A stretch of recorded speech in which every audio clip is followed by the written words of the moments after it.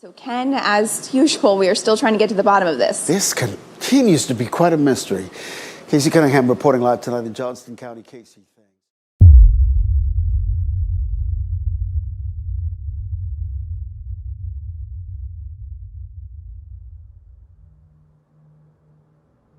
The Irish Whale and Dolphin Group is investigating what it describes as the unusual beaching of 3 dead whales off the west coast. The latest whale washed ashore on a beach in County Sligo.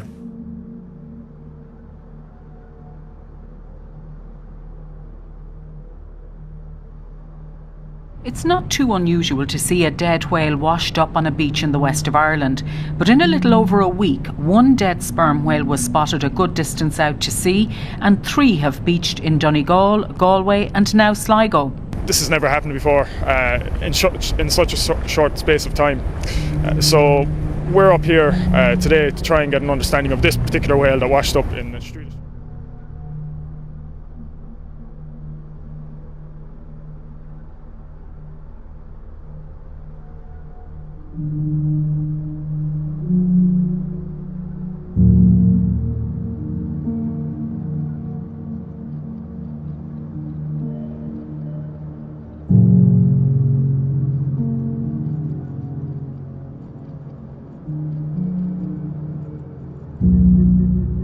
The whale is about 12 metres long and believed to be female, which in itself is unusual. Typically we have males up this far north in the Atlantic. Females tend to hang around in warmer waters at lower latitudes, down around the likes of the Azores and Madeira off Portugal. So if we do have females around here, then it could be a change in the water. An examination of one of the whale's stomachs showed no evidence of any plastic having been ingested, but there's no time now to examine the other 3 stomachs.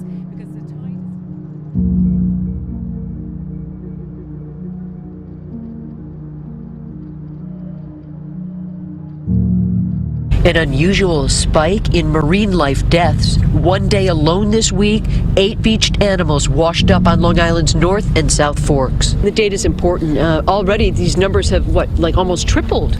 Yeah, it looks like we're 3 times what our numbers were for this time last year. So we're at 63 animals that we have responded to that have washed up dead on our beaches.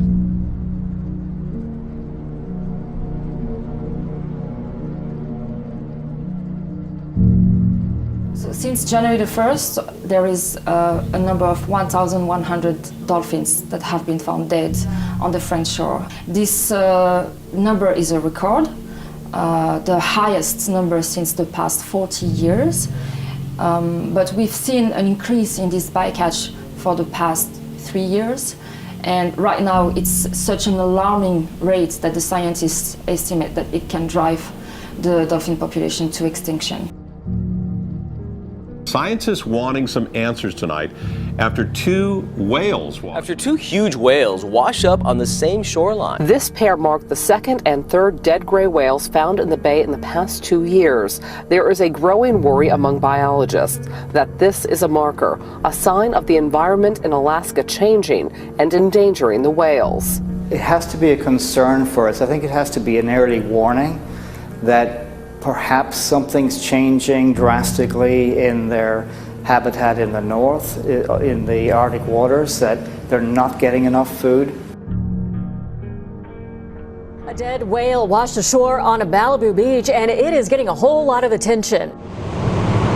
People soaking up sun and surfers riding waves, surprised at what they saw. I'm an England boy, so you don't often get these things in the UK. I've never really seen it that close. I'm glad people are seeing it. It washed up around 3 o'clock this morning and didn't take long for curious beachgoers to pull out cell phones, snapping pictures of a dead whale, giving off a strong odor.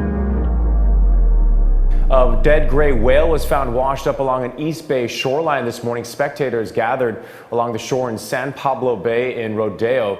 It's created quite a stir here in town because in Rodeo, they don't often see whales. A young gray whale. The cause of his death at the moment is unknown. And floating just a few feet offshore, it is easy to see.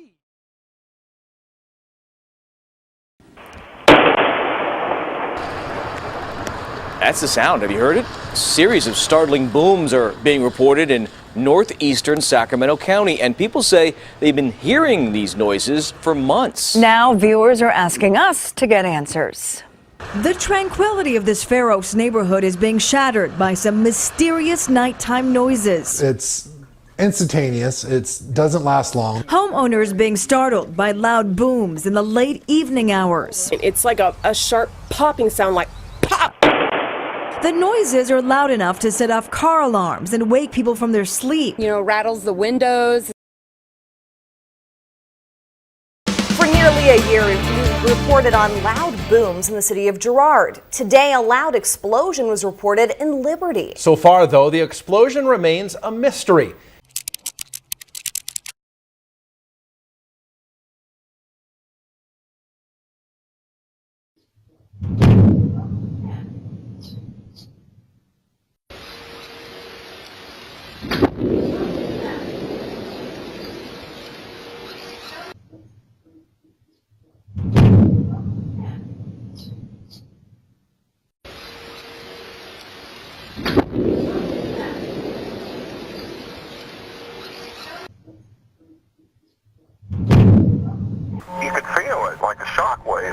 It was about 2:30 Friday. Knocked me out of bed. Calls to 911 reported what one caller described as sounding like a bomb going off. It felt close. Felt really close.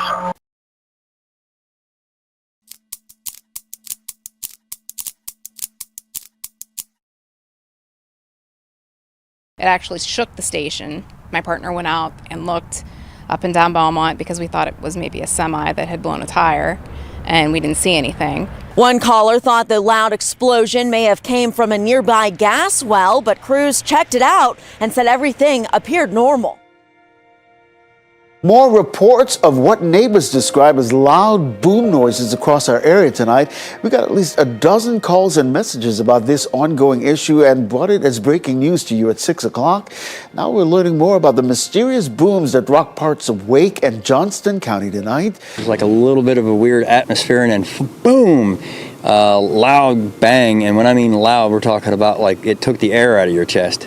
So, you know, it sucked it right out of you. And then everybody come running out of the houses and stuff. Neighbors say it wasn't like anything they've ever heard before. It was so loud, and it felt like the whole, like an echo went through this neighborhood, and I'm not sure exactly what it could have been. It was so unexpected. Tells us they did not have any training events today. So Ken, as usual, we are still trying to get to the bottom of this. This continues to be quite a mystery.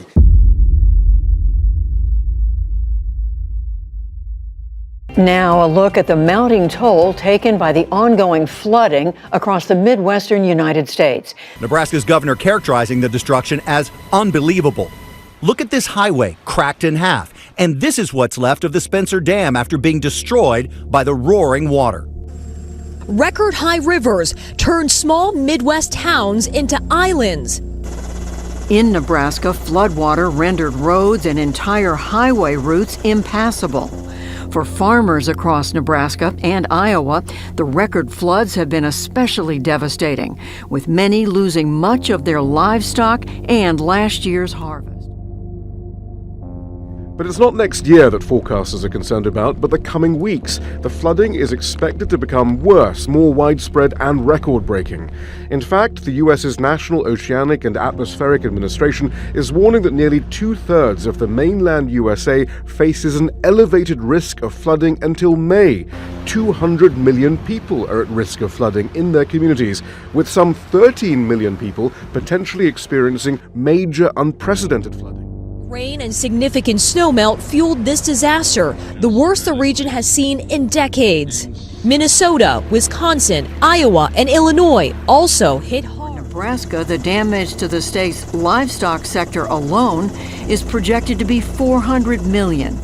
On Thursday, the U.S. National Oceanic and Atmospheric Administration, or NOAA, released a report forecasting a potentially unprecedented flood season in the current year. But scientists also say this is the latest manifestation of a changing climate. Some researchers say, as with the rest of the world, large areas of the U.S. may soon become uninhabitable as a result of the changing climate, and not just coastal regions, but areas deep inland. Iranian pictures of the floods show the extent of the damage. Cars washed away, roads blocked, trees submerged, and water waist deep. The floods hit during Iran's New Year holidays, and that means that many aid workers are away from home, slowing response efforts. Iran's energy minister has blamed climate change for the unprecedented floods. The amount of precipitation is unprecedented. For until last year, Iran was suffering from decades of drought. Drastic weather changes. Various provinces have been devastated by more than 2 weeks of near constant rain, affecting tens of thousands of people. Scale of destruction is unbelievable. So far, 25,000 homes have been destroyed, and these figures could increase. Floods have affected at least 23 of the country's 31 provinces since heavy downpours began on March 19. The disaster has taken the lives of dozens of people, destroying over at least 25,000 homes around the country. And while those who have survived try to save what's left of their belongings, more storms are forecast in the coming days. It has been years since California has experienced a major earthquake. And that has experts wondering, when will this quake drought end? Living in California, it's a topic that Caltech faculty member Michael Minuti is used to talking about. I find it pretty fascinating. Yeah, new research suggests that California may be in an earthquake drought, but experts are saying this calm period will end, but the big question is when. In a study released today, author Glenn Biasi says California is experiencing seismic silence. The next century seems like it needs to be busier. It could be 6 earthquakes or even more. There's no earthquakes in this record. Dr. Angela Chung says the UC Berkeley seismograph has been very quiet with little quake activity. So sometimes there can be stress buildup along a fault. Experts say the Bay Area has been particularly quiet. Since the great earthquake of 1906 destroyed much of San Francisco, there have been only 3 quakes, magnitude 6 or higher, including Loma Prieta in 1989. If you've ever tried stargazing in Boston, it's likely the stars you think you're seeing may just be lights from a plane flying into Logan. That's because light pollution obscures the wonders of the sky. Now, a bill on Beacon Hill argues that it's bad for more than just astronomy. It's called the Dark Sky Bill.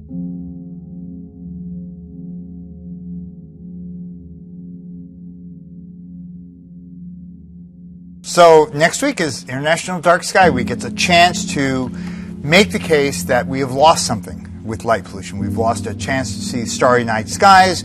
We have wasting energy. We are affecting our environment, not just humans, but also animals and nocturnal beings.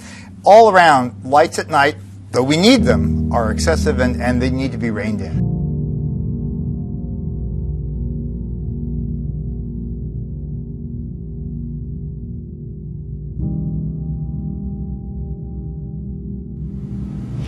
Jeff, it's one of those days that those of us who live here in Southern California, is that kind of shared memory, that shared experience. So let's begin with a question. Do you remember where you were at 4:30 in the morning on January 17th, 1994?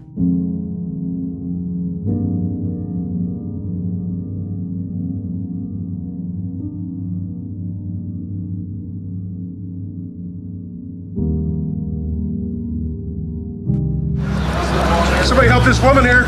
Does this jog your memory? Or how about this?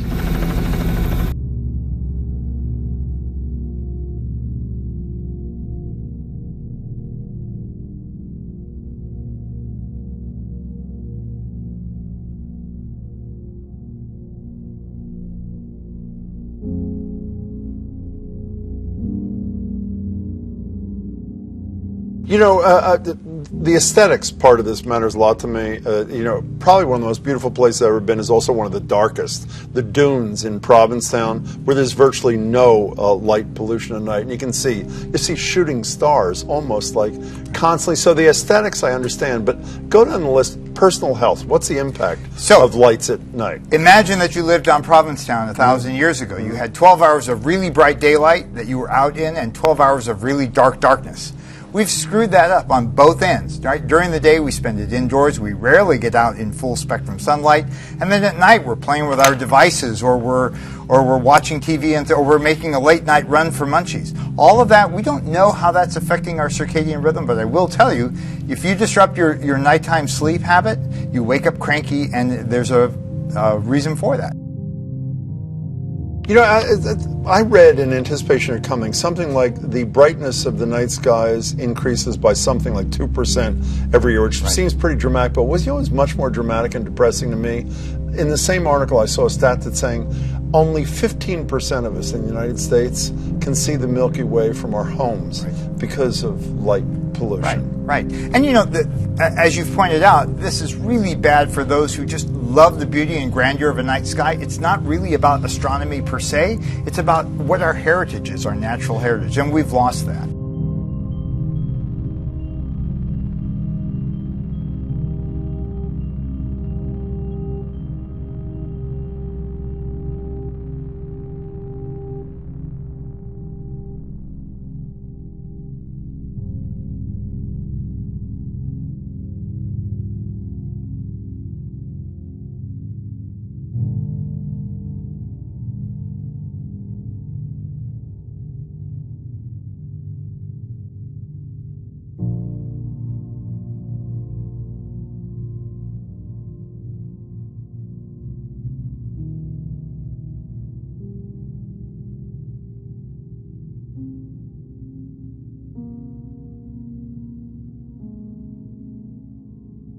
The problem is light pollution, the urban glow that obscures all but the moon and a few bright stars and planets. Is there a way of measuring how fast we're essentially losing darkness in the country? Yeah, unfortunately, we've done a lot of research on this.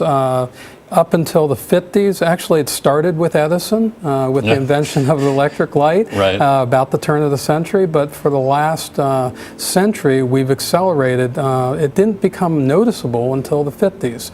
During the 1950s, astronomers and folks started realizing that they could not see the night sky as well. Our organization was founded in '82. By that point it was clear there was a problem, and it's growing about 3 to 5% every year. I think people might hear the term light pollution and think, oh, that's a shame you can't see the stars well. But in your research, you have found that this affects our sort of evolutionary rhythms. This affects animals, this affects how we sleep, which are important things. Exactly. I mean, we were the canary in the coal mines, the astronomers, the amateur astronomers. We saw it first. But the research is showing that it affects every species, and it affects species in a very dramatic way. And it doesn't just affect us, it affects every species from plants up to humans. But the impact is pretty dramatic. If we don't get enough dark, we don't produce something called melatonin, and melatonin can be an inhibitor of all kinds of disease. It's part of the immune system. Captured by his time-lapse photography. I have yet to see a person come out in the night sky, look up at a sky that is dark, or look through a telescope and not go, wow. That's never happened. They always do that. They always do that. In a world where people seem to spend most of their time looking down, there isn't much incentive to look up. City lights block out the night sky. The moon is just the beginning of exploration. He believes there is still plenty to learn about the universe from gazing at a truly dark night sky. There's a lot of things out there that we don't know about, and that's what's exciting. Maybe we can still discover. We can still be those explorers, and that's not over. One of the last places where modern man can look up and see what our ancient ancestors saw, trembling, delighting, or just basking in nature's nightlight.